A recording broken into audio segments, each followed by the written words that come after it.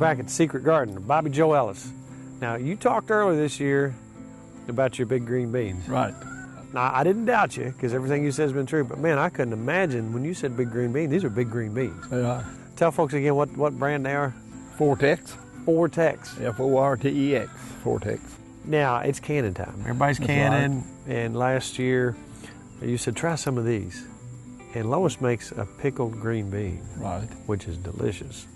So first of all, if you don't mind, Bobby Joe, pick us some of these monster green beans, and then we'll go inside and talk to Lois and see about getting a batch of these.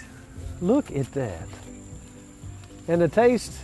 Tastes real good. Tastes real good. Now that, I've seen some in here 12, 13 inches long.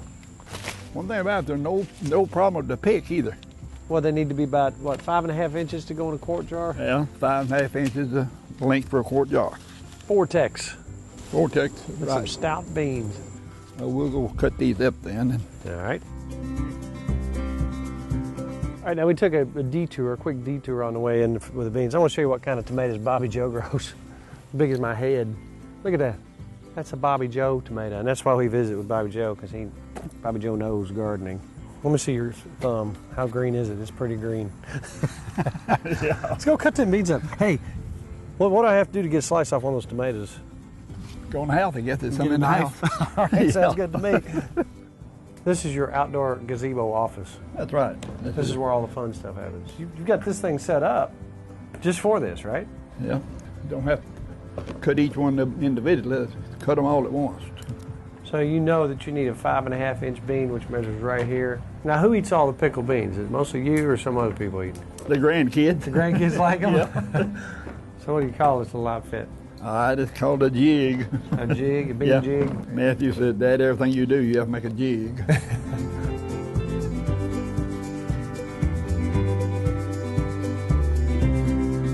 That'll do it. There you go. Let's move this operation inside. Back in the kitchen of Lois Ellis. Bobby's done the outside stuff, as usual. He does a good job. I like this. You got a thing going on here, just like last time. Mm-hmm. Now, you do something else that I really like. Last year we were sitting there, it may have been earlier this year, but I was over here and it was snack time, and you handed out these pickled green beans, which I've had before, but yours, I got to say, are really good. Let's talk about how that process worked. Obviously, he's just cut them, his big 45-inch beans. Yeah. He's cut them down into 5-inch groups, and where's it go from here? Okay, I'm going to place them in the jars. I put them in as tight as I possibly can and keep them as straight as I can. Then I have a solution of vinegar, 2 cups of sugar, 2 sticks of cinnamon, 1 tablespoon of pickling spice, 1.5 teaspoons of canning salt, 3.5 cups of water. Boil that for 15 minutes and then let it simmer. And pour that hot solution over them, and then I power boil them in hot water for about 15 minutes. Just let them boil and give them a good hot bath. There you have your pickled beans. All right, now this is how they look after they've set a while. The color, you won't see as much color in it. Mm-hmm. Obviously, a lot of people are going to ask the question, how long do you have to let it set? And you say as soon as they cool down, they're ready to go. Mm-hmm. And you can put them in the fridge. Mm-hmm. Let them stay nice and crisp. Yeah, when you open them after you had your fill, put them in the fridge. Can we try one? Yeah, sure. I can tell by looking at it. Now see, you only cook it that long, they retain some of their crunch. Mm-hmm. Yeah. That's what it looks like. Oh man, listen to this. Lois's pickle bean.